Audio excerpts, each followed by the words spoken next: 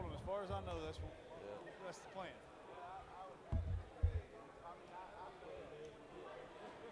Did you talk to Beverly about tomorrow? Yeah, he said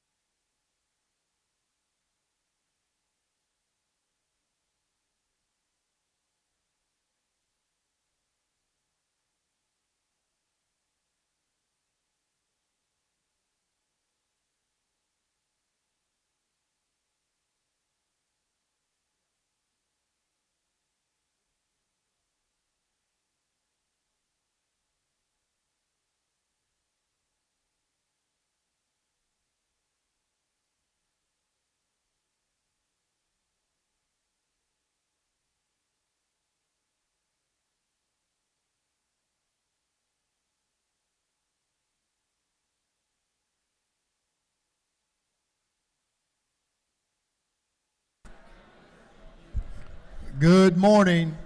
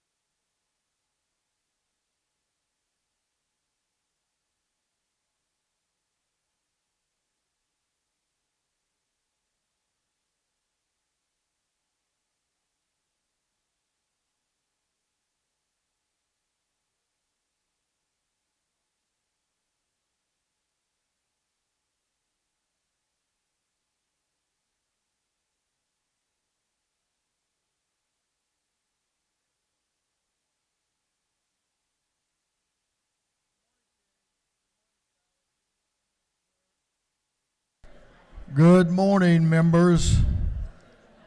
Good morning, members. Members will please take your seats. Everyone will come in from the ante room. We'll get this show started.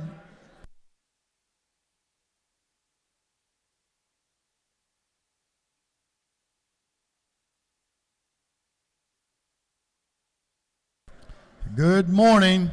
The hour for convening having arrived, all members will please take their seats. Mr. Clerk, ring that bell, please.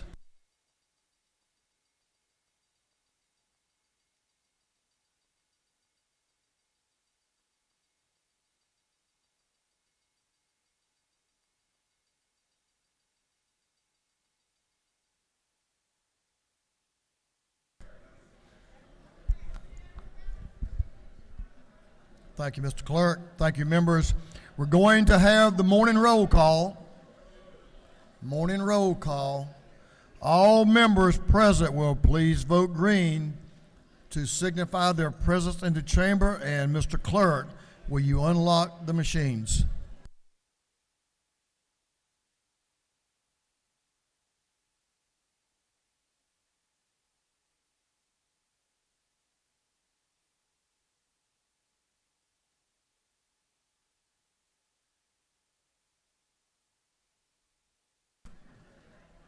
All members voted.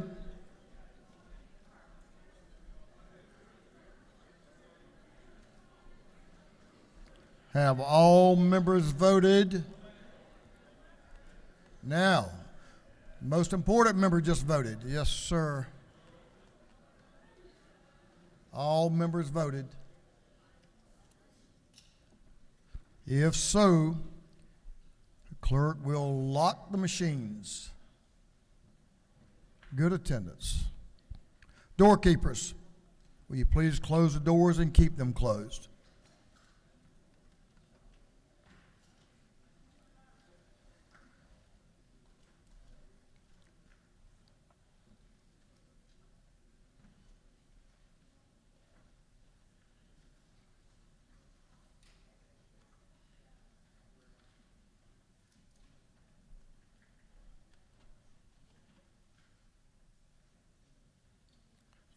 Doorkeeper, we can unlock that door just for a second.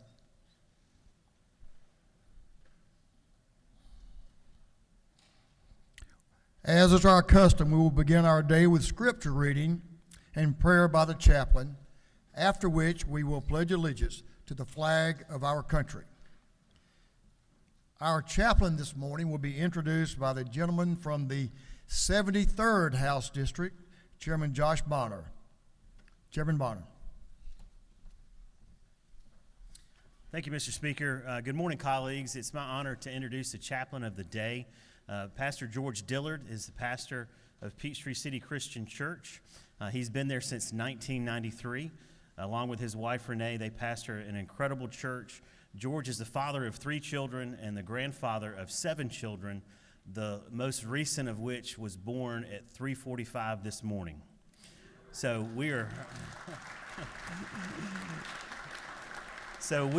so grateful for Reverend Dillard to be here today and to bring us the word, and I'm sure he's going to do some bragging on that granddaughter. Thanks so much. Good to have you, brother. Good to be here. Good morning. Before I was in Peachtree City, my first pastorate was in Effingham County in Rankin, Georgia, the home of our speaker and a number of other fine members of the house here. And 1985 was my first year, and I soon became friends with a young man by the name of Billy Exley.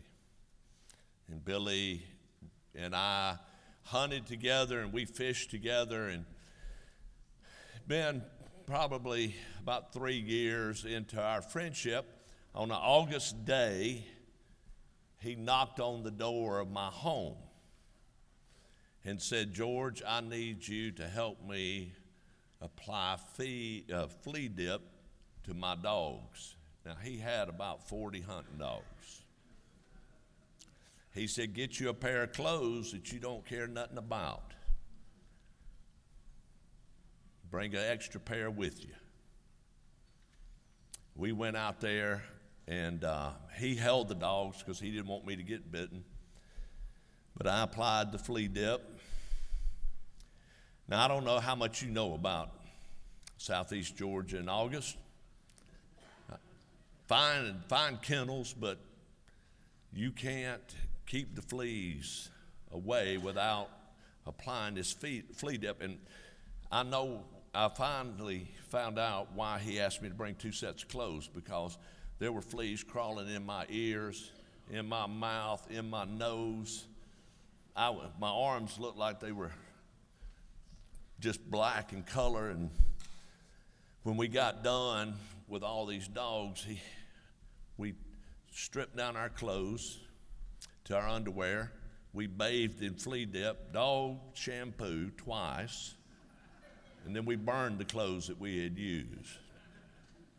And as we were standing there watching the clothes burn, Billy said something to me that I will never forget, and he has reminded people through the years. He said, "George, I have a number of friends, but I've only got one that will apply flea dip to my dogs in August." And we have remained friends ever since. In fact, this morning, he was one of the first people that I texted that my granddaughter had arrived safely into this world. Now, you may say, well, what does that have to do with anything? Well, I've always believed that there are 2 things that matter in this life, and really only 2 things. when you come to the end of your journey, I don't care who you are, I don't care where you've been educated, where you grew up, your station in life, your wealth, your education, none of those things really matter. What matters is who you loved and who loved you. That's it. And you know what Jesus said? A house divided against itself cannot stand. The only way that a house can avoid being divided is unity. The only way to have unity is through friendship. The only way to have friendship is through love. You know, we need to think about what divides us in this life. Usually it's pride and an illusion of power and an unrealistic sense of importance. But what brings us together is humility, a willingness to forgive, an acceptance of the fact that none of us are perfect, and most of all, being there in the toughest and most difficult situations. Never forget these words. George, I have a lot of friends, but I've only got one that'll dip dogs with me in August. And I encourage you to look around this chamber and be the kind of friends that hang in there in the difficult times. None of us gets it right all the time, but we can do this. This is what the Apostle Paul says. Make sure that nobody pays back wrong for wrong, but always strive to do what is good for each other and for everyone else. And I encourage you to remember that you are here because the people of Georgia have confidence in your ability to lead and to do what is best for all Georgians. I thank you for your service, and I would ask you to stand with me for a word of prayer.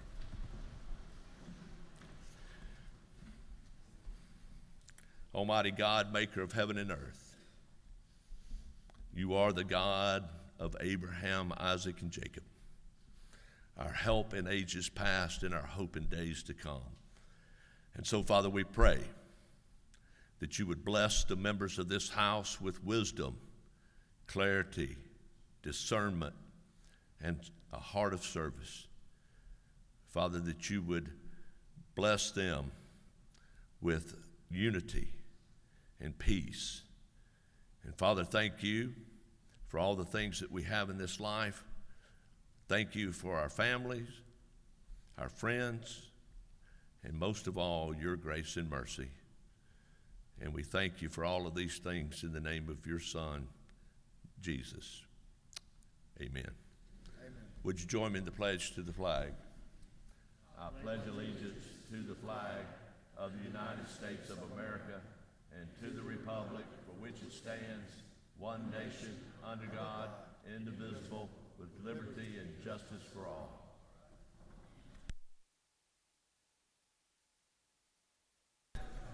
Members, what they forgot to tell you about that newest grandchild, she needs to be properly introduced as Madeline Kate Quaylo. Madeline Kate Quaylo, born at 3:45. Were you there?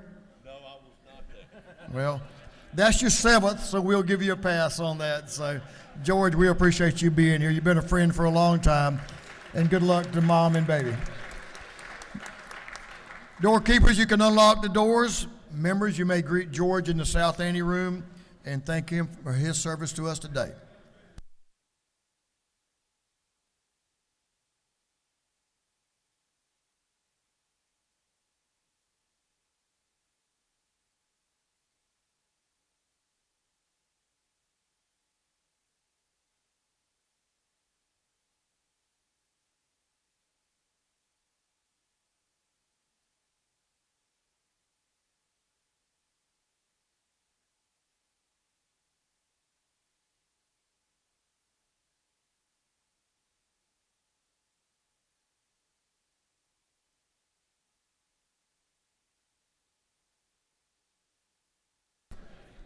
Members, I want to bring your attention to someone who has served this house over the years. If I have your attention briefly for just a minute, just for a moment. We do not have a doctor of the day today, but we have Nurse Julie Mack, who's downstairs. She's been with us this entire session, and Nurse Mack is always here for us during session. We appreciate her service to us and to this General Assembly. And certainly I encourage you all, if you have a moment, to go by the aid station and give your, express your regards and your thanks to Nurse Mack and tell her how much we appreciate her being here for us. With that, hope you will. Chair recognizes Chairman Tarvin, the chair of the Committee on Information and Audits. Chairman Tarvin. Mr. Speaker, your Committee on Information and Audits has read the journal from the previous legislative day and found it to be correct. Thank you, Chairman Tarvin. Chairman Tarvin, the chair of the Committee on Information and Audits, reports that the journal of the previous legislative day has been read and been found to be correct. Is there any objection to dispense with the reading of the journal? Chair hears none. The reading of the journal is dispensed with. Is there any objection to the confirmation of the journal? Chair hears none, and the journal is confirmed. Mr. Clerk, will you read the resolution establishing the order of business for the day? Representative Session of the 104th moves the following be established as the order of business during the first part of the period. Unanimous consents. Second reading of bills and resolutions. Morning orders. Is there any objection to the adoption of the resolution establishing the order of business for the day? Chair hears none, and the resolution is adopted.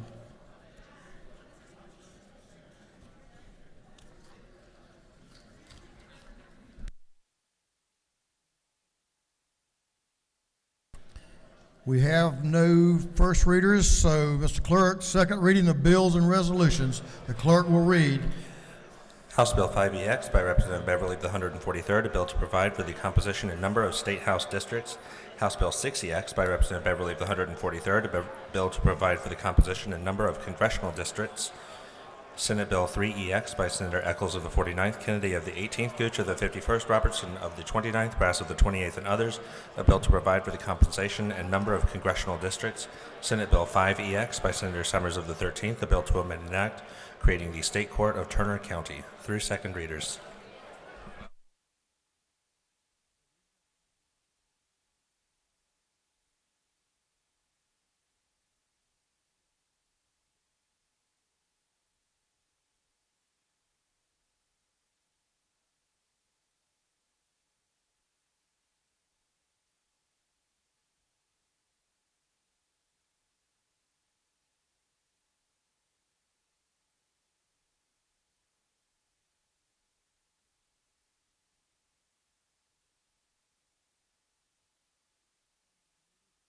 We have no reports of standing committees. We have no morning orders.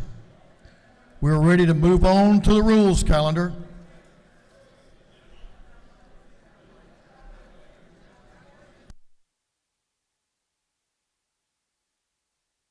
Mr. Clerk, will you read the caption to Senate Resolution 6EX?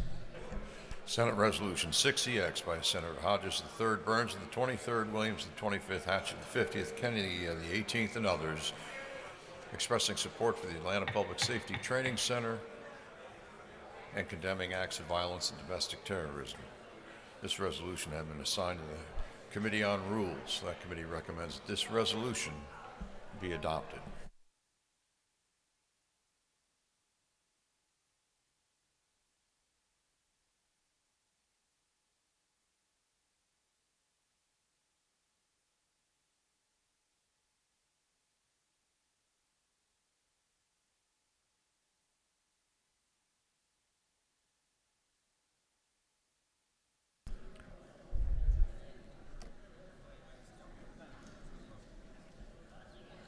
Members, if you will give your attention to the gentleman about to enter the well.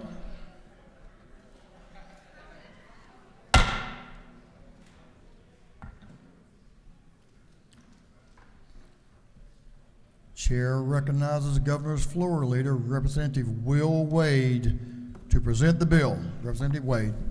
Thank you, Speaker. Good morning, colleagues, ladies and gentlemen in the gallery. First, I want to just share with you, I hope you all have a Merry Christmas and are thankful and never forget about the opportunity we have to be in this building, especially this time of year. It's an honor for all of us. And as my late father would say, son, don't ever take yourself too seriously. You're not that big a deal, but there's times in lives in which you're called to do something very important. And I think today we're all in that position. I come before you today to present a resolution in support of the Atlanta Public Safety Training Center. The resolution also condemns the acts of violence and domestic terrorism that have transpired while the center has been under construction. Since before construction even began at the site, we have witnessed an alarming number of attacks on law enforcement and private property in our capital city, in other parts of Georgia, and beyond. We've also seen appalling acts of intimidation against families and hardworking men and women who are just like you and me and our families from all of our homes. At the same time, there are leaders in this state who wish to remain on the sidelines with their heads down, ignoring all these atrocities. But I come here today to say that this body cannot and should not remain silent. It's very simple. You either support public safety officers and law enforcement and law and order, or you don't. Voting yes says you do, voting nay says you don't. That's an easy choice to make for me. With that, Mr. Speaker, I yield for questions. Gentleman has no questions. Thank you, Speaker. I yield the well. Gentleman has yielded the well. In the wisdom of our Rules Committee, we have limited debate on SR 6EX to 1 hour. That will be 30 minutes for those opposed to the proposition and 30 minutes for those in favor. And I'll remind members that we will give you a heads up if you run close when you start running down on your time frame because of some technical difficulties, the lights may not be working. They're not working. So we'll give you a heads up if you get close to your time as time expires on 30 minutes for those opposed or in favor. So with those instructions, I will recognize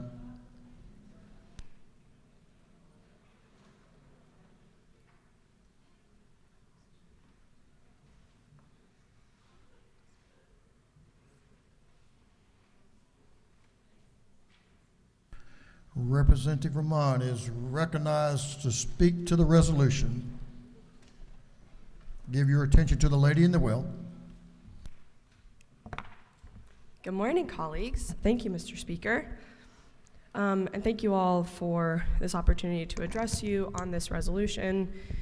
You're probably wondering why I'm up here, but I don't know. I couldn't let a session go by without talking about unintended consequences. But, I want to be clear that I'm standing in opposition to this resolution today for a couple of reasons. One, as I previously expressed earlier this week, I do not appreciate my positions being made for me. I think it's very important that with situations like this, we bring nuance to the table because these are very important things that we need to be talking about. But additionally, this resolution did not come from our body, and it did not come from senators who represent the area either. So I figured why not engage as well. My opposition to the Atlanta Public Safety Training Center, dubbed as Cop City, is multiple-fold. The first, the original location was not designated for this project. It was promised to the community as a safe place and a clean place for the community to enjoy both the environment that is there, the public area that is there, and unfortunately that promise was not kept. So I figured I'll read a bit of an excerpt of my original statement on this issue. I had originally heard about this back in December, and the reason that I had attended this was that I began to see an alarming pattern of governmental overreach. As we have seen, there were multiple pieces of legislation that were being pursued that would have preempted local rule. To me, this is no different. We also saw legislation that was reinstating things like mandatory minimums and curtailing our constitutional rights to organize. And some of those bills passed. Some of them have now been found unconstitutional or were not held up. The thing is, this had translated into real-world consequences in many ways. And as we have seen, over the past few months, we have seen a dangerous conflation between those who have been peacefully assembling around this issue and peacefully organizing around this issue and peacefully engaging their elected members around this issue with those who have chosen violent, or in this case, destructive tactics. And that, to me, is dangerous, right? Because we want people to engage us in this process. We don't want them causing property destruction. I want to be clear. I am here because I believe in this process, right? I am in this body because I firmly believe that our bodies can do really, really good work for the people that sent us here. That's why I did the hard work of getting elected. That's why I show up every day, even when I'm not feeling great. And I work really hard to fix the bills that we are trying to pass and make them the best that they can be. And that's what happened with this specific project was completely antithetical to that. And again, I want to be like 1,000% clear. I am here because I don't believe in destroying property to get what I want. I don't think that's effective, and I don't think that's how this should be done. But what I want you to know is that I did get a chance to meet with some of the people who are pursuing this referendum process. And I watched how they set up their referendum process. They had an affidavit. They had to, get specific information from residents to ensure that they qualified to submit that referendum. And if you're wondering what that has to do with this specific resolution, it's that those people were not only ignored, I want to be clear here, it's not just that they were ignored, it's that they actively engaged in this process the way they were asked. Every hurdle they were given, they met it. They were told time after time, if you just do this thing, then we'll listen to you. If you just do this, if you show up to city council meetings, we'll listen to you. And so they did. They spoke for 18 hours straight on 2 separate occasions. Can you imagine the kind of engagement that is when people show up for 18 hours to talk about something? I mean, that is so exciting to me personally, as somebody who actually cares about civic engagement and wants people involved on this kind of stuff. To me, that's an indication that people care about something. But then they got ignored, right? People didn't listen to them.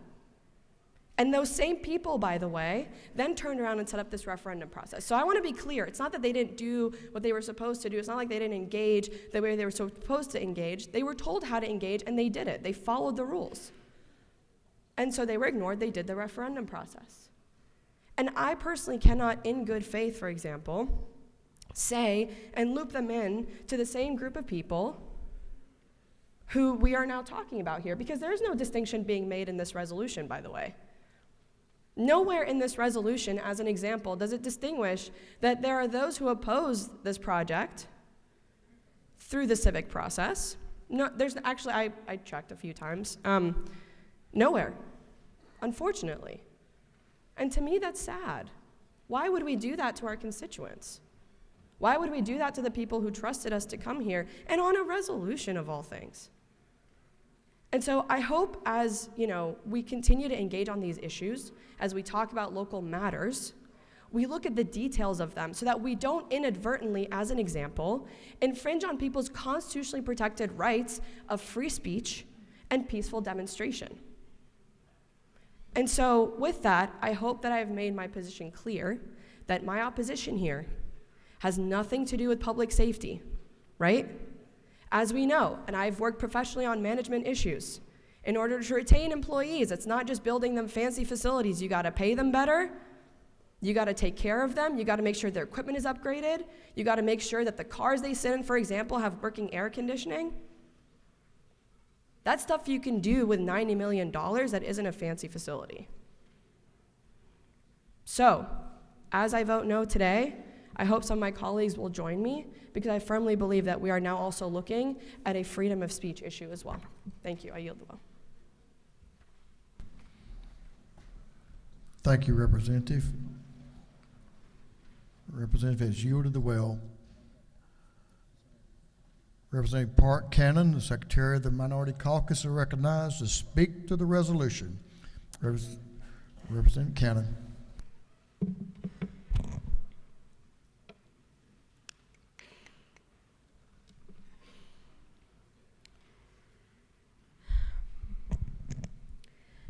So today I rise on Muskogee land.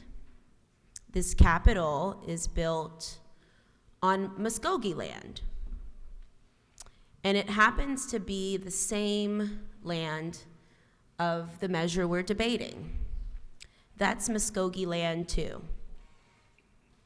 Now when we're here, we get to decide what happens to this land. And I'm wondering why we're deciding what's happening on that land. Honestly, after much consideration of possible retaliation, I decided to come and to point out a few issues that I see with this measure, and I really thank you for listening to me. First of all, this is not what we're here to do.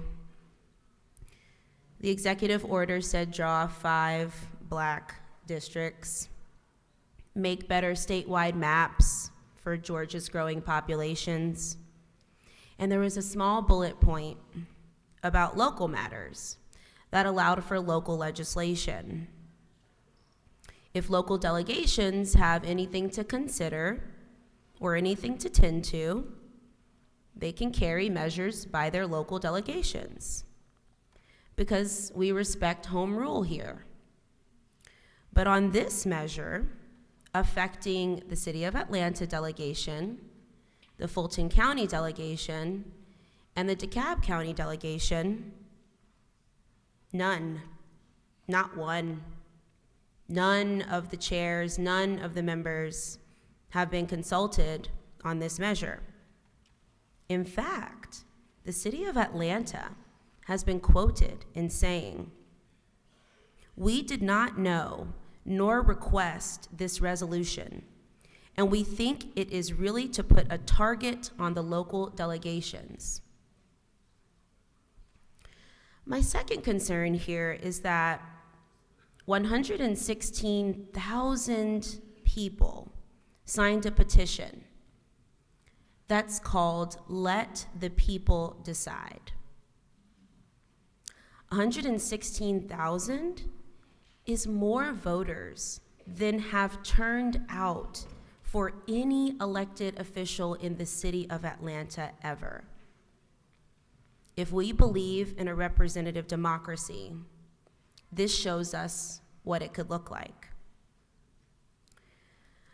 My third issue is there are legal cases right now with people from outside of the state who are being conflated with lawful residence cases inside of the state. I find it very inappropriate for us to make legal conclusions on active criminal cases. That's what some of these lines in here do. So what are some of these cases? One of them is an $11 donation to a bail fund. That's being called up on a RICO charge. That's being conflated to be domestic terrorism. This overreach, y'all, is really upsetting. It's really chilling. It needs to stop. I'll finish by just talking about my constituents. I'm so proud to serve. Y'all make me take hard stances, but I'm proud to do it. One canvasser talked to me about me being a supporter of the current mayor and living in Grant Park. he was eager to sign the petition. He said he just felt the city was really getting it wrong on this particular issue. And so he wanted to be able to vote on the matter. Another volunteer told of an older voter who was unapologetic about her support of law enforcement. But nonetheless, she thought she should sign the referendum because she felt the city constituents should be able to vote on the matter. She felt the process that the city was undergoing was undemocratic. And she wanted to clear that up. She wanted to vote affirmatively for this use of Muskogee land. Another one of my constituents on Edgewood spoke about an encounter that she had with a 78-year-old man. As she talked to him, the man's hand was shaking. So she asked him, was he okay? Was he nervous? He said no, and that he was worried that his signature was going to be disqualified because he had recently had a stroke, and that his signature looks different than it did on his original voter registration over 30 years ago. Using an exact match strategy, which has been used before at the state level, simply would never match. But it was him. What could he do? I'll just close by saying, as someone who's faced backlash, retaliation, threats of harm, I see y'all. I see my colleagues who today feel like if they vote no or walk on the vote today, that they're gonna face that same retaliation. I ask you to fear not. I remind you this is our duty. We owe it to our constituents to stand for their right to expression and to make hard decisions on local issues that affect them. Thank you for listening today. I yield the well. Lady has yielded the well. Representative Draper, you're recognized to speak to the resolution.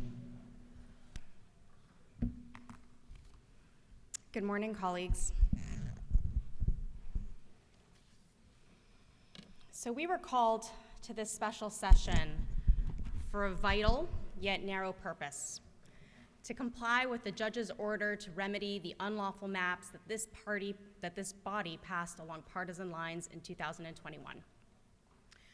Today is the second day this week that we are voting on issues not only outside the scope of the governor's proclamation convening our special session, but outside the scope of our authority and influence as state legislators. Georgia House Democrats showed up in good faith to do the business of the people and pass lawful maps. And unfortunately, what we have arrived to instead is two maps that fall short of complying with the district court's order, and a resolution, the primary purpose of which is political gamesmanship. Simply put, this resolution was brought forward to force Democrats into making a binary choice on matters where these choices fail to capture the reality or nuance of the situation. Right? If Democrats vote yes on this, we give no weight to the legitimate concerns about the center and about our right to protest. But if we vote no on this, you'll say we're against public safety. You've probably got the attack ads drafted up and ready to print for 2024. It's a win-win for you, it's a lose-lose for us. This resolution is a game of Democrat gotcha.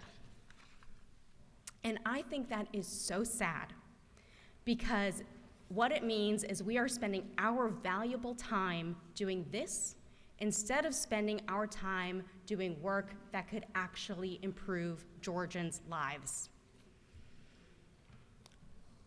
I want to be very, very clear about something. I condemn violent protest. I support training our police. And if the Public Safety Training Center goes to a vote and the people vote in support of the training center, I will support the training center. But based on the resolution as it's written in front of me, I cannot in good conscience vote yes. I see this resolution and this vote for what it is: a thinly veiled attempt to sow democratic division and frame us for something we are not. And I will not fall for that. I will not cede the issue of public safety to the majority party. Democrats are the party of public safety. We know that Georgians want safety and security, and we have real policy solutions to get us there, as opposed to performative resolutions. Police training is an important aspect of public safety, but it is just one aspect of public safety. For Georgians to truly be safe, we have to take action to address the housing crisis.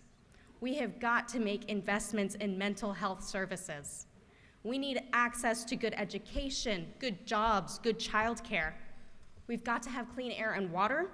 We've got to reform the criminal justice system with its over-reliance on mass incarceration.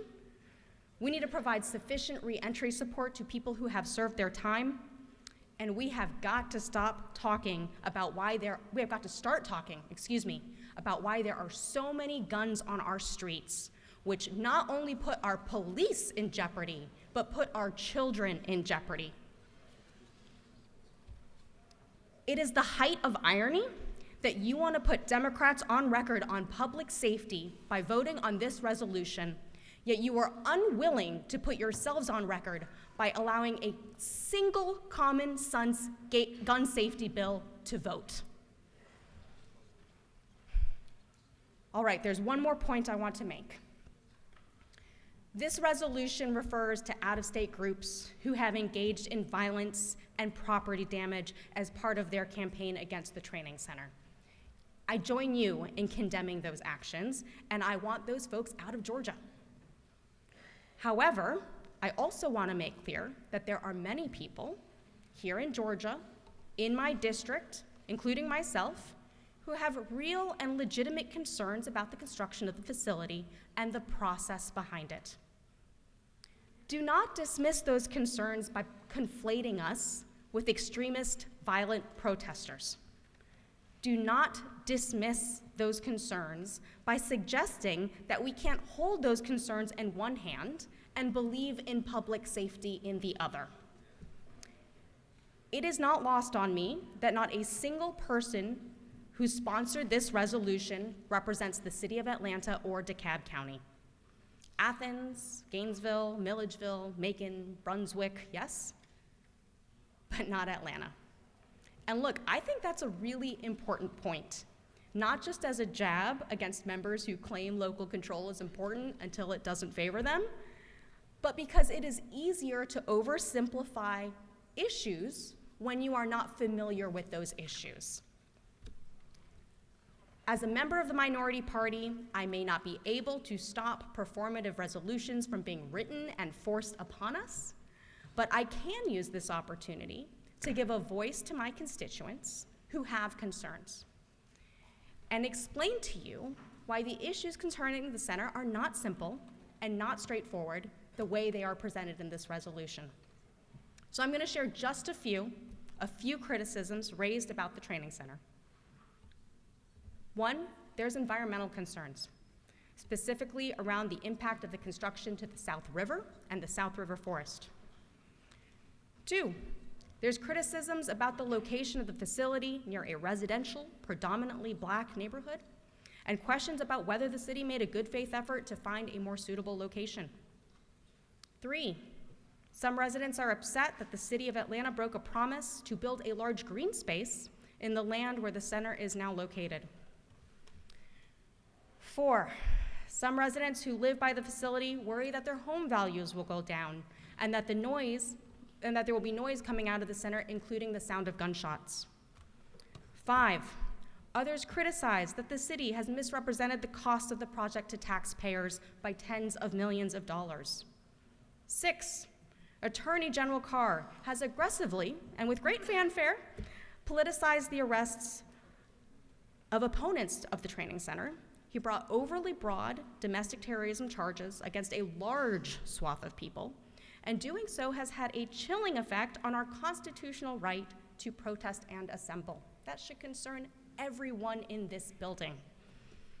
And finally, and again, this is not an exhaustive list, but opponents of the center have spent thousands of hours engaging in a citizen-led petition process.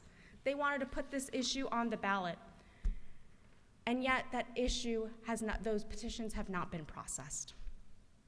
Now, I would be remiss if I did not also say there are many people in my district who support the center. That is also true. But I hope that what I have shown you today is there are real concerns, real issues, valid criticisms. And even though it doesn't fit the narrative that you want to tell about Democrats, I can tell you the majority of folks with those concerns also want a well-trained police force. And we all want to be safe. So please, be honest with yourselves. If this facility was in your district, and these were the issues that your neighbors were grappling with, would you be forcing this vote on a reductive and oversimplified resolution on this body? If your answer to that is no, please vote no.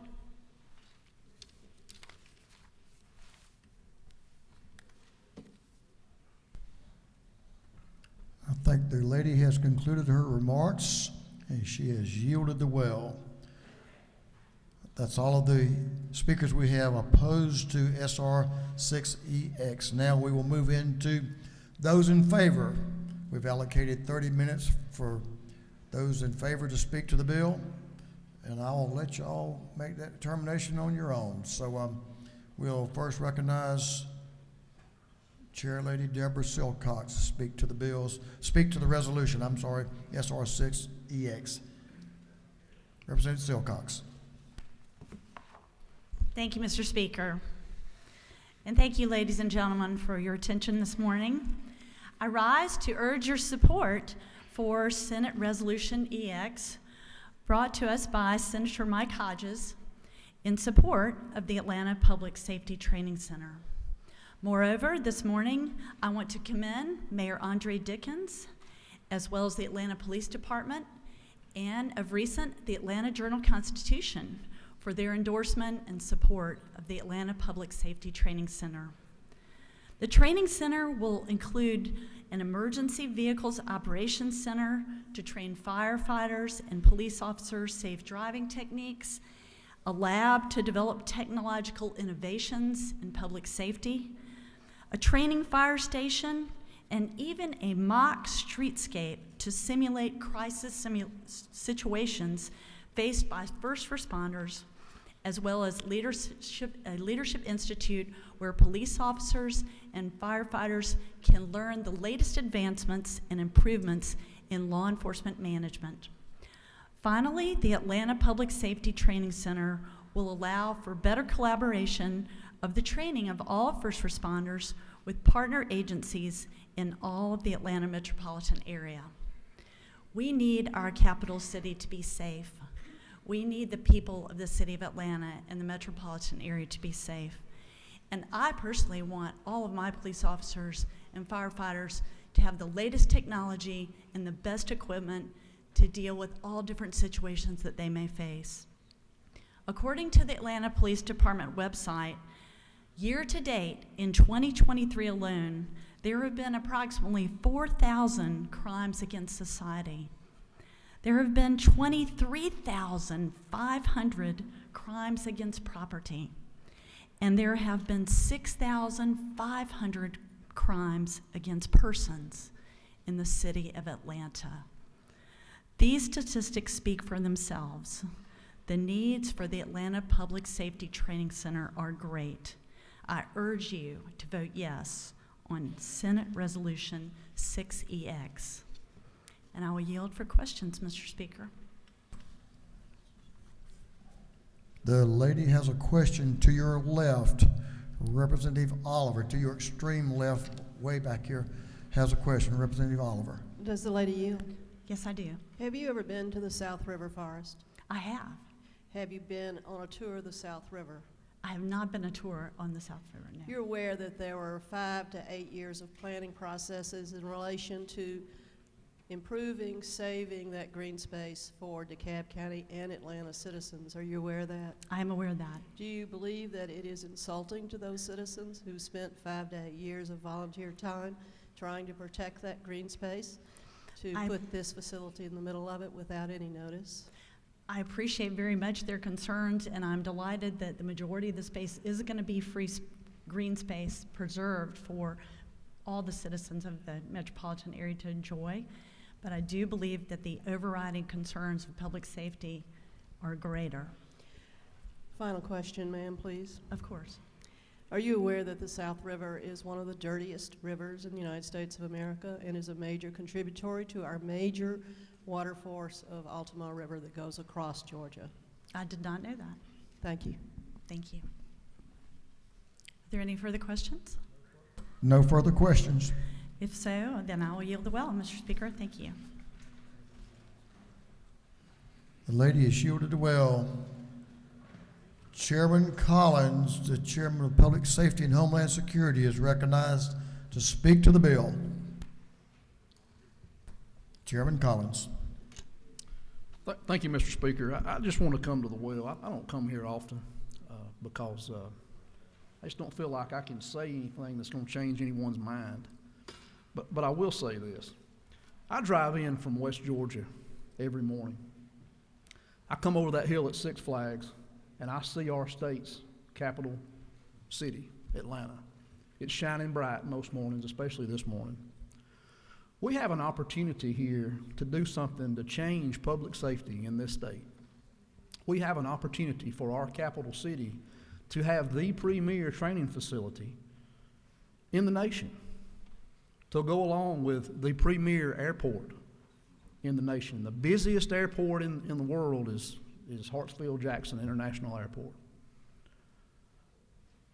The number one goal, the number one priority for government is to protect persons and property. That's all we're wanting to see here, ladies and gentlemen, is our capital city to be the best it can be. You know, the way that training is done in most jurisdictions, and Atlanta is not unlike those, it's kind of hodgepodged. You have a few training areas over here, you have a few training areas over there, and it's been piecemealed.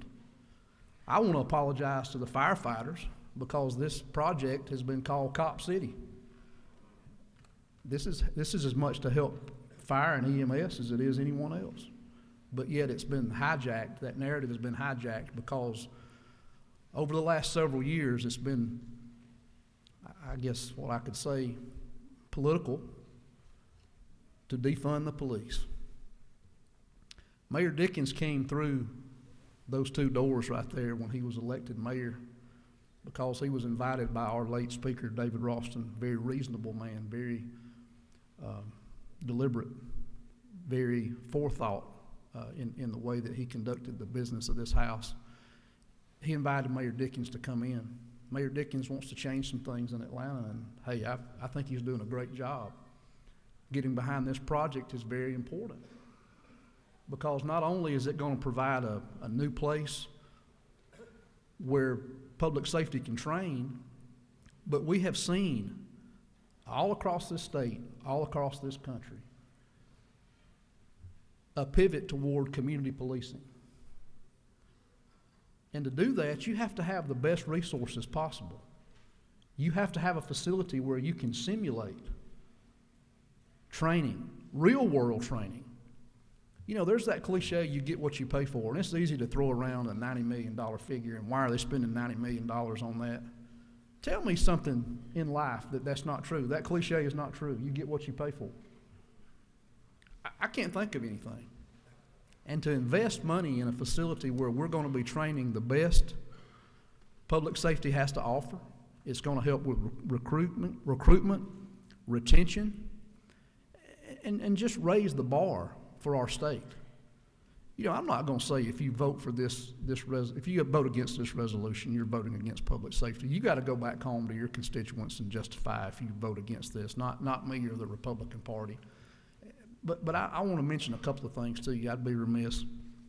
And to my colleague's point about the river and pollution, you know, it's my understanding that this project is going to preserve 300 acres in that area. That I've read that in a couple of different places. I could be wrong. Central Park in New York is only 843 acres, ladies and gentlemen. What a huge benefit that's going to be to preserve that many acres in that area.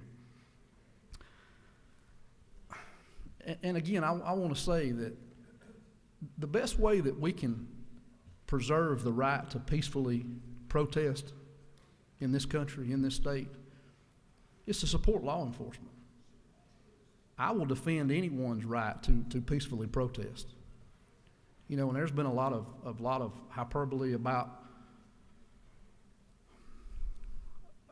the violent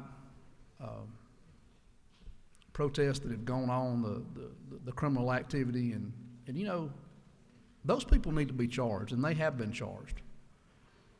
They'll have their day in court. They can justify their actions. But if we completely abandon public safety and walk away from supporting public safety, this state and this country will be in a heck of a shape. A couple other points I'd like to make, Mr. Speaker, before I close.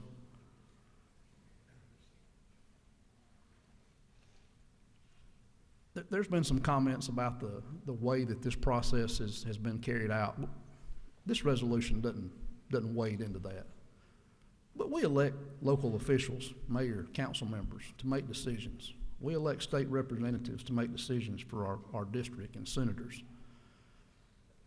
And you got to trust that process. I certainly trust that process. If this public safety training facility is built, and I certainly hope that it will be, there'll be a time when those constituents in that area, if they didn't want this, they can vote out those elected officials. Whether that happens or not, that's not up to me. But this in no way is trying to circumvent local control. We're just saying that we support public safety, and we feel like having the best facility for our first responders in our capital city is important to us, and we're not going to listen to that false narrative that's been beaten by a small fragment of people on another side of the issue. And Mr. Speaker, that's all that is, and I just want to appeal to you today, support public safety. We hold public safety accountable, and I want to add that again here in this chamber. You know, we have the highest revocation rate of any state in the nation. We do a really good job of policing the police and revoking the post-certification to those officers who are found guilty of abusing their power and not living up to their oath as a peace officer. So with that, Mr. Speaker, I'd yield the well and ask your favorable consideration for this resolution. The gentleman has yielded the well. Thank you, Mr. Chairman. We have a couple more speakers. Thank you, members, for giving your attention to those in the well. Representative Daniel is recognized, and I think she's going to bring a friend with her. Baby Zane is going to accompany her to the well. Representative Lauren Daniel is recognized to speak to the resolution. Thank you, Mr. Speaker. Hopefully he will remain sleeping and quiet. Today I rise to urge my colleagues to vote for this resolution supporting the Atlanta Public Safety Training Facility. This resolution will signal our full support for our first responders, Mayor Andre Dickens, and the Atlanta City Council. This facility will help with the training of not only our police officers, but also our fire, EMS, and other emergency responders. I urge all members of this chamber to reject the opposition and threats being heard from environmental terrorists on this issue. Those arrested during the Stop Cop City movement have hailed from states like Maine, Michigan, Nevada, Tennessee, and Washington. The actions of these individuals do not help protect our communities in Atlanta or around the state. Last session, I spoke about a similar issue during the debate of House Bill 505, when I lamented that out-of-state terrorists were erasing the voices of the community who was trying to be heard. Yet here again, we find ourselves in the same situation. Let the record show that anyone who stands with these individuals is condoning insurrections against government institutions and the attempted killing of a Georgia State Patrol officer. The actions of these radical ideologues show that they seek to rule by fear and terror. They have doxed the home addresses of the mayor, members of the Atlanta City Council, the city clerk, members of APD, and maybe most disturbingly, the judge overseeing their prosecution. They have physically threatened and used racial slurs against and sent death threats to council members Michael Julian Bond and Andrea Boone. They destroyed millions of dollars worth of private business construction equipment, and in May, 2 members of the protest were arrested in Bartow County on suspicion of stalking and felony intimidation of a police officer as an act of revenge. Let me read some of their own words to you today. If you build it, we will burn it. F the police in all states of the police state. Make them tremble. If those are not threats, I don't know what are.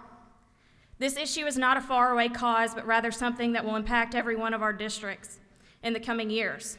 This facility is to train police and fire and EMS workers for throughout the state. If you feel that your district you represent would want you to vote no, then vote no. Just earlier this week, we saw almost a third of this body leave their constituents without representation by walking out of this chamber, and truthfully, our constituents deserve better. To my colleagues, I hope you have enough courage today to do your job and vote. Mr. Speaker, I yield the well. The lady has yielded the well. We have at least one more speaker. Representative Okoye is recognized to speak to the bill. Representative Okoye.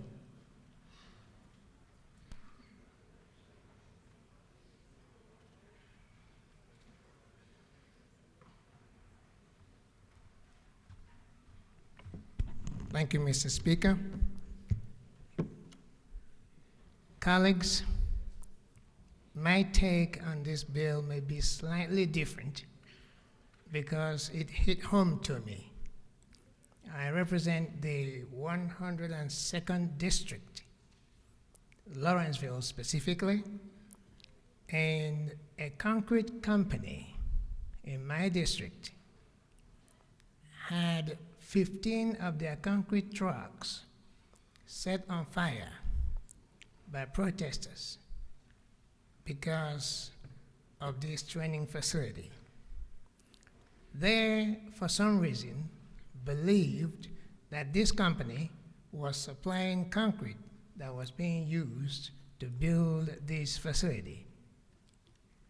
And each of those trucks, and I know, because as an engineer, a civil engineer, an environmental engineer, I work with concrete sometimes. Each of those trucks cost $300,000, and 15 of them were destroyed. I think that was wrong. It is important that we know what we ask for. If we ask for a well-trained police force, then we need to make sure that we have a well-trained police force. I think it was wrong to attack that business because 75 people were rendered unemployed. Till date, they have not recovered yet, and that is not right. For me, why I say that my take might be a little different is that I worked during the resolution for Israel because I didn't believe it should be on the agenda. I also don't believe this should be on the agenda, therefore I'm going to work, but I wanted to make sure that you get information of what happened, especially in my district. Thank you, Mr. Speaker. The gentleman has yielded the well. That concludes all those speaking in favor. We're going to take up the chairman's time in just a second, but I'm going to ask members of this House to honor a former member of this House that's in attendance with us today, Melvin Everson, Representative Melvin Everson. Good to have you, Melvin, your old friend. We're good to see you. Let's welcome Melvin.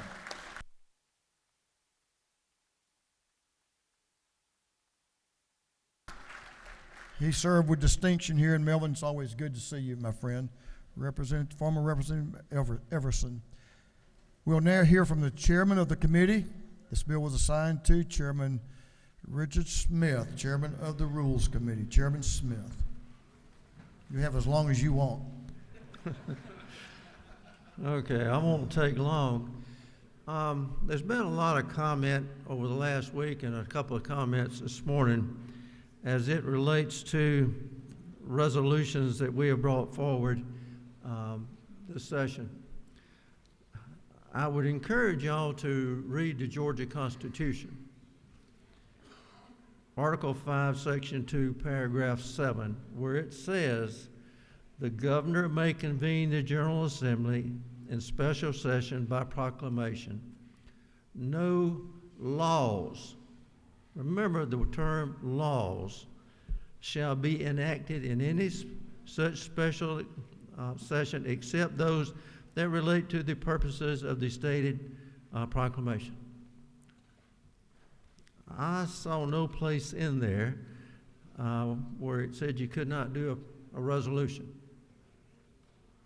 It says the provision is explicit as to laws, and there's no prohibition of resolutions.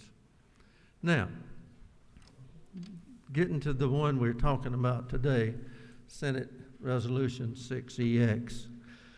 I wrote down some things, and I'm probably not going to say them, but I would like to tell Jay Collins, or Representative Collins, I really appreciated his remarks because he made the same thing I was going to say. If you look at this resolution, it's pretty straightforward in that it says express support for the Public Safety Training Center and condemn acts of violence and domestic terrorism. That's basically what it says. Now, I know there's a lot of other stuff that's been read into this. I've heard the word retaliation or Democratic gotcha and all this kind of stuff. But all this thing does is express support of this facility and condemn acts of violence and domestic terrorism. But you have to understand, I come up from a little different perspective than some of y'all. I've got a young man that married my granddaughter, who's the father of my great, who's a police officer. I have a young man who married my daughter, who's a fireman. And yet these individuals are being condemned because, you know, we want to have our moment in court, so to speak. So we get up here and we say all kind of things and try to cloud the issue. But when we start talking about defunding the police, or we start talking about doing things that's not going to assist them in doing their job, we're doing exactly what we're telling them their problem is. In order to be a well-trained anything, you've got to have professional training. It's that simple. You don't just automatically become a police officer, and you don't just automatically become a fireman.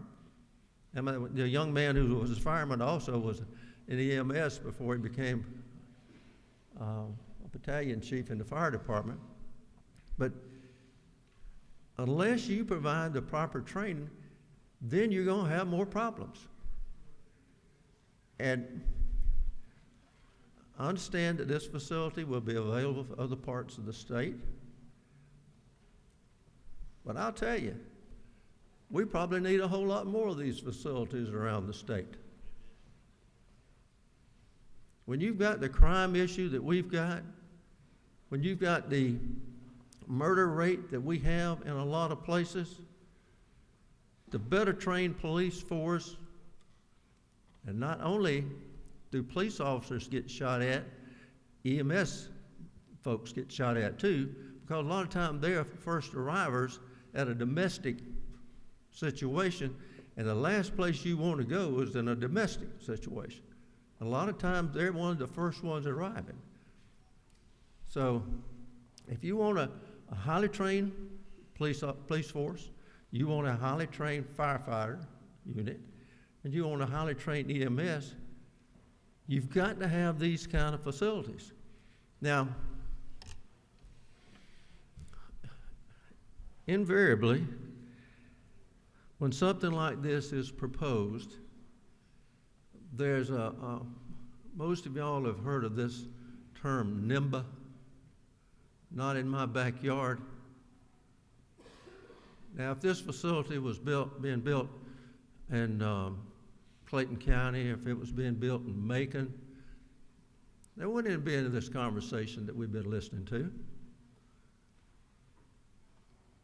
But you know, there's a crime issue in this state. There's a crime issue here in Atlanta. There's a crime issue in Columbus, Georgia, where I'm from and represent. And the only way this thing is going to ever be solved to as much as it can is if we have the most highly trained police, fire, and EMS units that we can have. It's just that simple. You cannot do this without a highly trained staff. Like I say, I'm not going to say this other stuff. The speaker would probably calm me down. But I'm just very much in favor of this facility. I think the intent is exactly what this state needs. And like I say, we probably need more. I'm going to relinquish the rest of my time to Representative Wade. Thank you, Chairman Smith, for your remarks. We know you have a unique opportunity to understand the issues that, with your position as Rules Chair and as your position as a father and a grandfather and a great-grandfather. Thank you for your remarks. For the remainder of the Chair's time, we will recognize Representative Will Wade to speak to SR 6EX. Thank you, Chairman, and I hope all this body, and I'm not saying this because he's our Rules Chairman, I'm saying this because I think what he just presented to you hopefully will switch some votes because it was very wise and personal. While we've been here this last week and a half or so, there's a big world out there, and there's a lot of negative things happening. We've got regions in our world that are a powder keg. Yesterday, the FBI director testified that he's never seen, and the agency has never seen, every area of their concern at the highest terror threats. I was a senior at the University of North Georgia on September 10th of 2001. September 11th shaped my generation. I had friends who were set to graduate with me in December that decided to go ahead and preempt their graduation and continue on and to serve as officers in the United States Army. Terrorism is real. I want you to think about what this actually is telling our community, our state. This is an opportunity for unity that the pastor of the day talked about. The Atlanta Public Safety Training Center will be a new state-of-the-art facility that's going to provide the space needed and technology for law enforcement, firefighters, and other first responders to be trained and prepared to handle real-world scenarios. Scenarios that are changed even in 2023 as they were in 2021. This is not just going to protect us. This is going to help protect the lives of those that are there running to danger on our behest. This in no way diminishes or minimizes every one of our ability to protest peacefully. I believe every one of us here serves because we appreciate those that want to advocate for their ideas. But we do not want to support those that would throw Molotov cocktails and shoot our men and women in blue. I plead with you, acknowledge this state is, I believe, the greatest state in the nation. We are a tourist destination. You already heard the discussion about Atlanta, Hartsfield, Jackson Airport. Those that want to come here, we have major league sports teams. We're going to be hosting things like the college basketball championship, the World Cup, and we're even getting the Major League Baseball 2.0. I guess they figured out it was time to come back. But they're coming to this city because the net positive is great. We have to invest in our first responders, our police, our fire. They deserve it. I hope that you will listen to your heart and know what's in the best interest of the majority of the people you serve, because this will not just benefit the city of Atlanta. It will benefit every single person that lives in this state and every person that travels to our amazing state of Georgia. With that, I ask for your favorable consideration to Senate Resolution SR 6EX. Thank you, Governor Kemp, for leading on this issue, and I yield my time. Thank you. The gentleman has yielded his time back to the chair and has yielded the well. That concludes the chairman's time. Any further comments, Mr. Chairman? You do have some time left. So with that completes our debate on the bill. Mr. Clerk, if you'll ring the bell and let folks know we're getting ready to vote SR 6EX.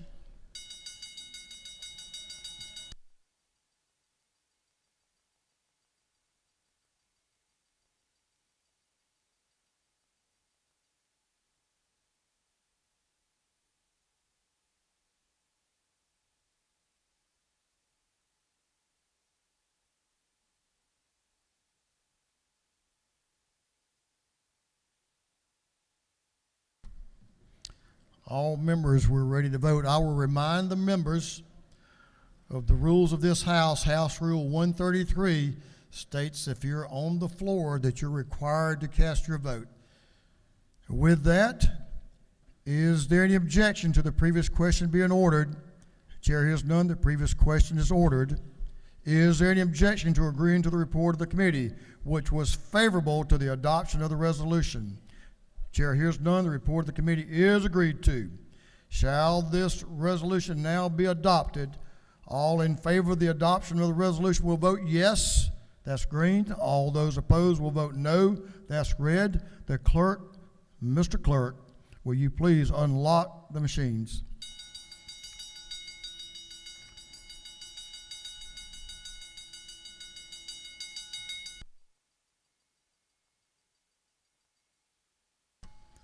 For what purpose does Chair Lady Camp rise? Parliamentary inquiry. State your inquiry. Isn't it true that I was a communications officer and dispatcher and also attended firefighter training, and the education I received at the Georgia Public Safety Training Center was imperative for public safety and for me to do my job? And as the state of Georgia grows in population and the density of Atlanta increases, we have to have more training centers throughout our state. So dispatchers, communications officers, EMTs, firefighters, and police can be appropriately trained so the public and the officers themselves may remain safe. Sounds like the lady experienced that training, so thank you for your service to this House and to the people, and thank you for your service to the in that entire arena that you just outlined. Thank you. For what purpose does Floor Leader McDonald rise? Parliamentary inquiry, Mr. Speaker. State your inquiry. Isn't it true that our Attorney General is doing his job prosecuting this domestic terrorist that set private equipment on fire, that Representative Okoye, who's not here right now, but isn't he doing his job prosecuting these individuals? Is that not true? I'm sure the gentleman thoroughly believes of what he speaks. Further parliamentary inquiry, Mr. Speaker. One more. Isn't it true that as a young 21-year-old male living in Commerce, Georgia, that would go to, back in the 80s, to our Georgia Public Safety Training Center, which was one of the premier training centers in the nation, was an investment by our state, would have saved me a lot of time from having to drive those 2.5 hours down to Forsyth, Georgia, and I could have driven to Atlanta as a 21-year-old to get this premier training at this new center. Isn't that not true? That's very true. You're not 21 again, though. That's a good thing about that. Thank goodness. Let's see. Let's hear, for what purpose does the lady from the coast, Representative Ann Allen Westbrook, rise? Parliamentary inquiry, Mr. Speaker. State your inquiry. Mr. Speaker, isn't it true that many of us in this body represent districts that are far, far from the affected area that is the subject matter of this resolution? Isn't it further true that it is really not appropriate for us as a body, many of us who are not concerned with this, to be weighing in on this matter of local concern? I'm sure the lady believes of what she speaks. You know, public safety is a concern for all of us, no matter where you live. Let's hear from the minority leader. For what purposes Representative Beverly rise? Parliamentary inquiry. State your inquiry, Mr. Leader. Is it not true that not one Democratic member in this House has ever called for the defunding of the police? Never have, never will, and into the future, never, ever, ever will we ever ask for anyone to defund the police. Is that not true, Mr. Speaker?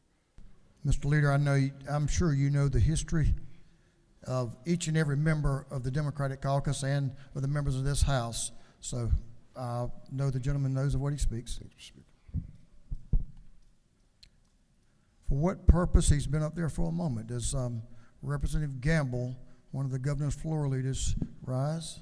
Parliamentary inquiry. State your inquiry, sir.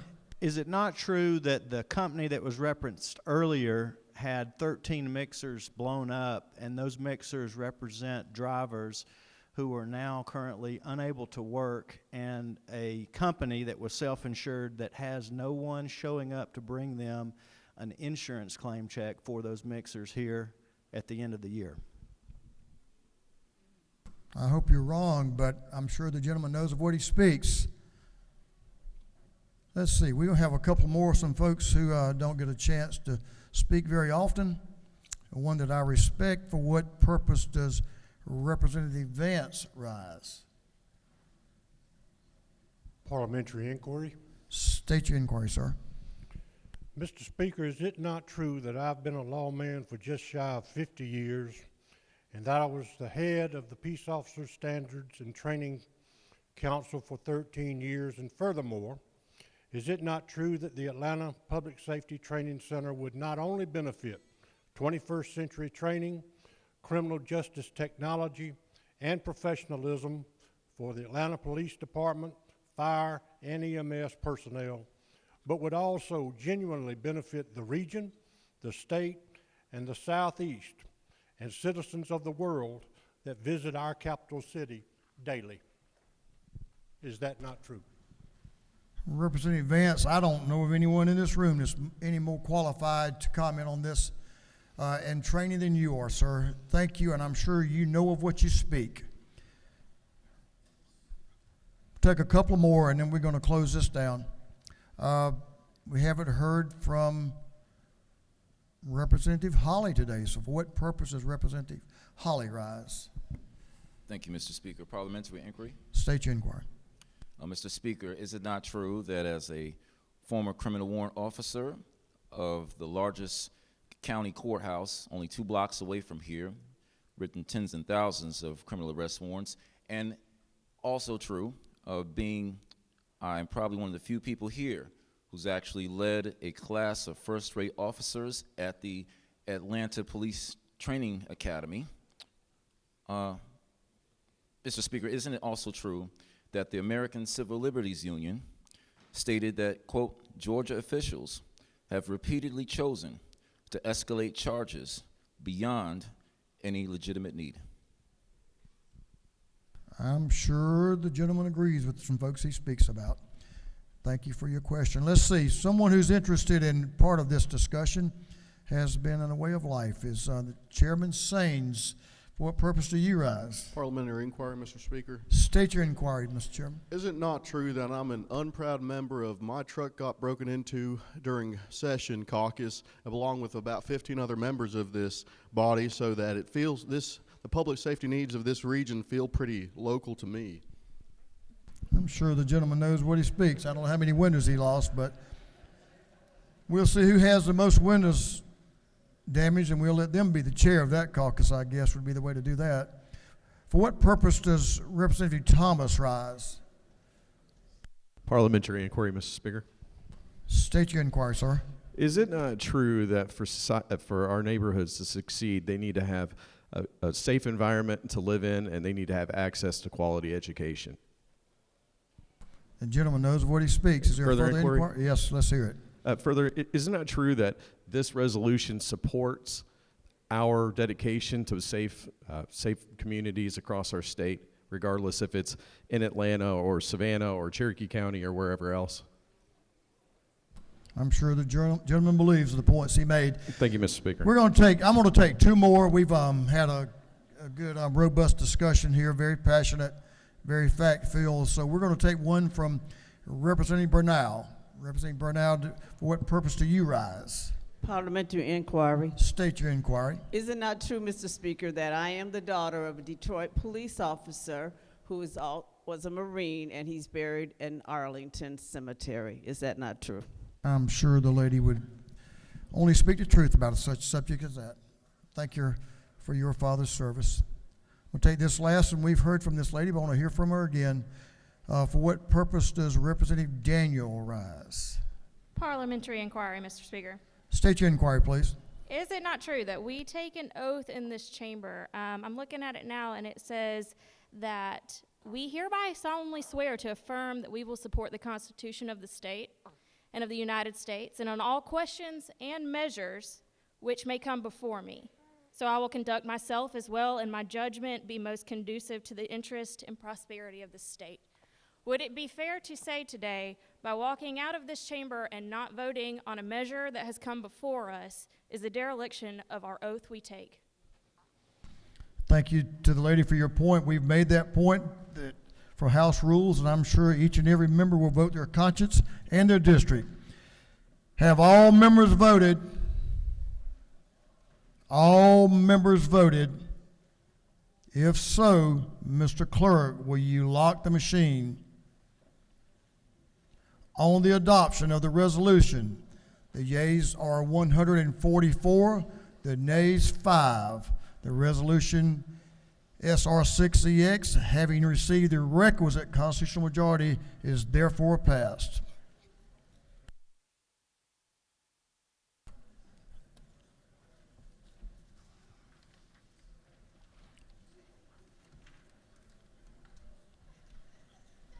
That concludes our rules calendar for today. We'll move on to afternoon orders in the morning, my favorite time. We will recognize Representative Bernal. Representative Bernal, if you'll come up for your afternoon order. Give the member in the well your attention, please.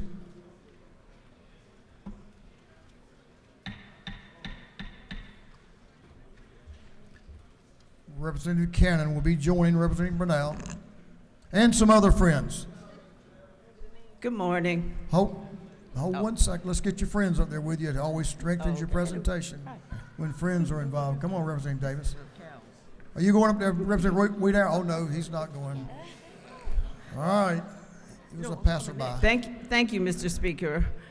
I rise today to congratulate two of our representatives, Representative Deborah Bazemore and Shelley Hutchinson, who will graduate from the Council State Government Henry Toll Fellowship Program on tomorrow in Raleigh, North Carolina.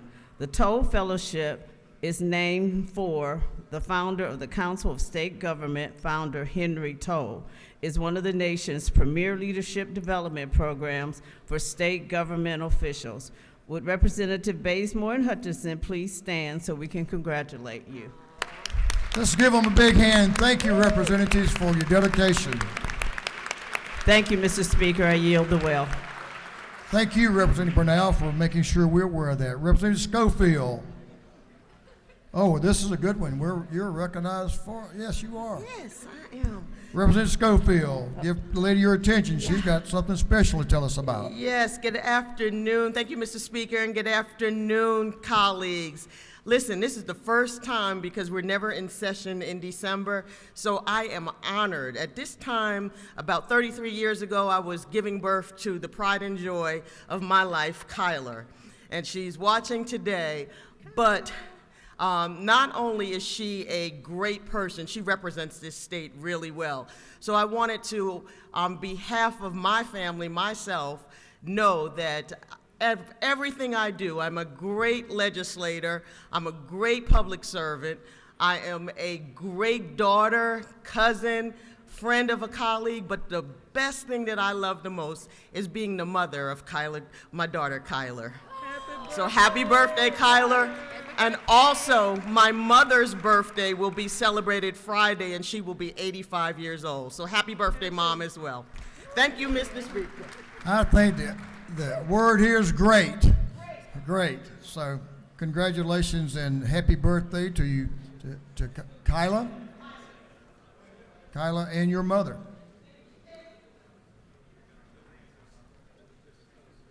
Chairman Meeks.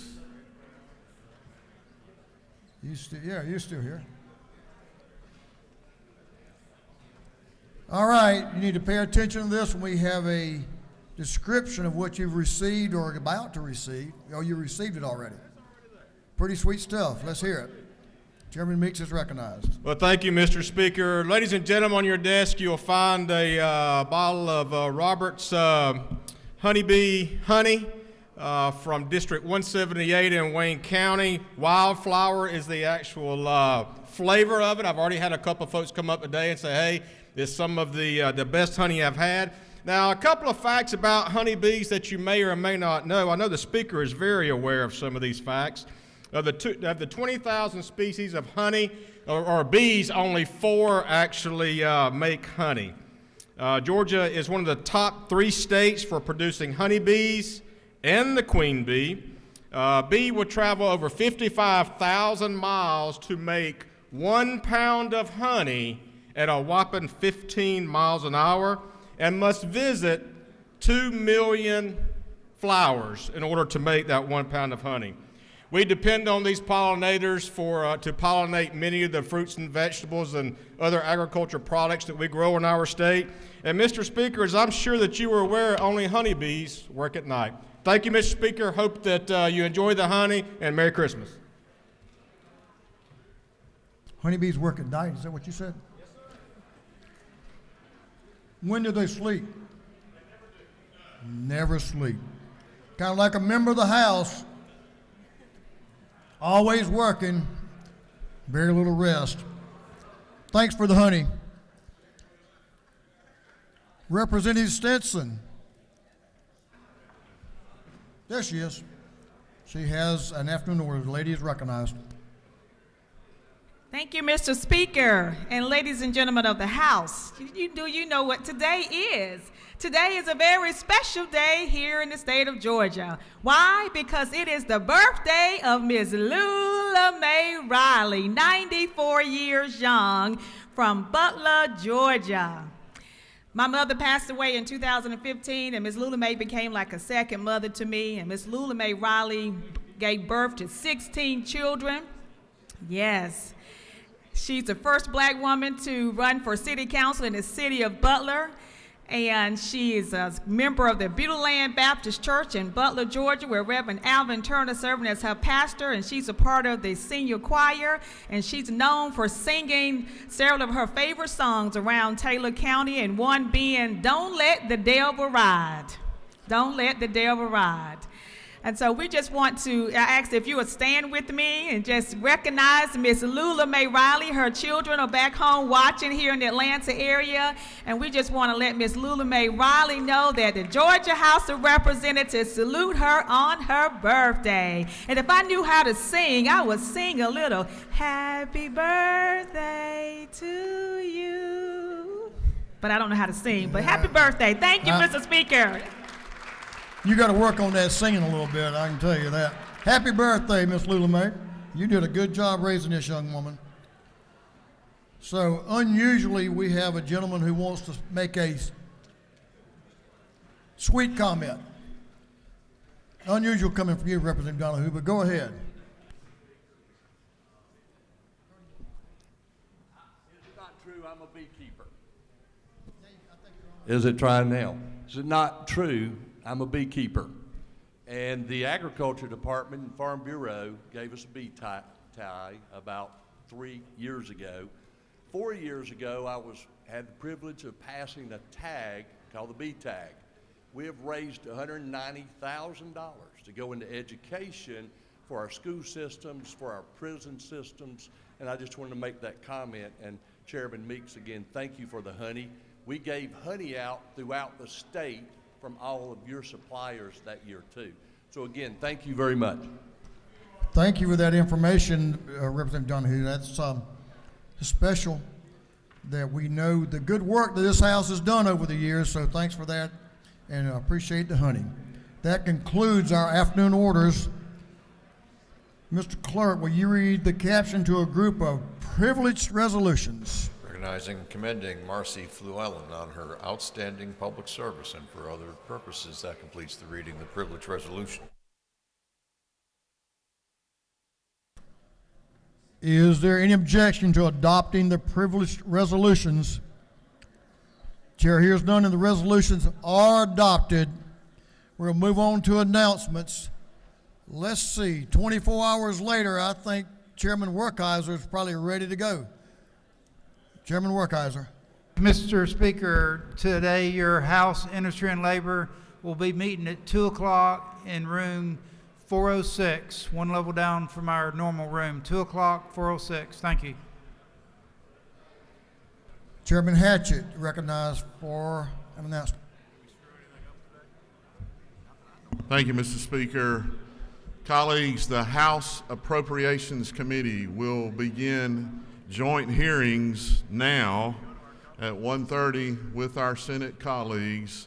In room 341 at 1:30, we'll be hearing from all of the constitutional officers and their requests for amended 24 budget and FY25 budget. So we're trying to get a little bit ahead of the game. Hope to see you there if you're a member of Appropriations, or if you're not a member of Appropriations and you don't have anything else to do this afternoon, come join us. Mr. Chairman, where are you going? Where will you meet?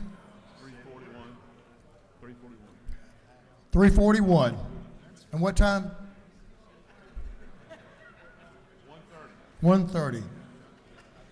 I mean, you don't want me to know? I guess. Thanks a lot. Chairman Collins is recognized for an announcement. Thank you, Mr. Speaker. The House Public Safety and Homeland Security Committee will be meeting at 1 o'clock in 406 CLOB.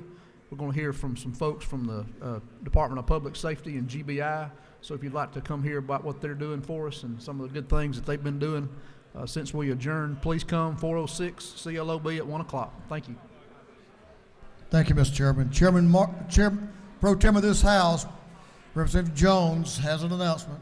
Thank you, Mr. Chairman. I just want to remind everyone reapportionment will be meeting at 1 o'clock in 506. 1 o'clock at 506. Reapportionment, 1 o'clock, 506. Representative Martin has an announcement. You're recognized. Thank you, Mr. Speaker. The House Higher Ed Committee will meet 10 minutes after we adjourn, or we leave the floor in 606 CLOB. Thank you, Mr. Chairman. Chairman Williamson, recognized for an announcement. Thank you, Mr. Chairman and Mr. Speaker. There will be a majority caucus breakfast available at 7:45 a.m. in the morning in room 403. Majority caucus breakfast tomorrow morning, 7:45. 7:45. Let's see, the Dean of the Chatham County delegation, a gentleman, and he's pretty well dressed, gentleman from the coast, Chairman Stevens. Thank you, Mr. Speaker. The Joint Committee of the Senate House Economic Development and Tourism Committee will meet at 4:15 in the CLOB at 1 o'clock. Important committee. What time was that, Mr. Chairman? 1 o'clock. Chairman Saines, recognized for an announcement. Good afternoon, Mr. Speaker. The Subcommittee on Economic Development and Tourism will be meeting at 1 o'clock in 406. That concludes our announcements. Majority Leader of this House is recognized for a motion. Thank you, Mr. Speaker. I move that this House stand in recess until 6:00 p.m., then stand adjourned until 9 a.m. on Thursday, December 7th, 2023. Okay, on the motion of Majority Leader of this House, Majority Leader Estration, his motion is that this House will stand in recess until 6 p.m. today and then be adjourned. And we will come back into session at 9 a.m. 9 a.m. on Thursday, December the 7th, 2023. All those in favor of the Majority Leader's motion will say aye. Opposed, no. Oh, that's clear. The ayes have it. We'll stand in recess.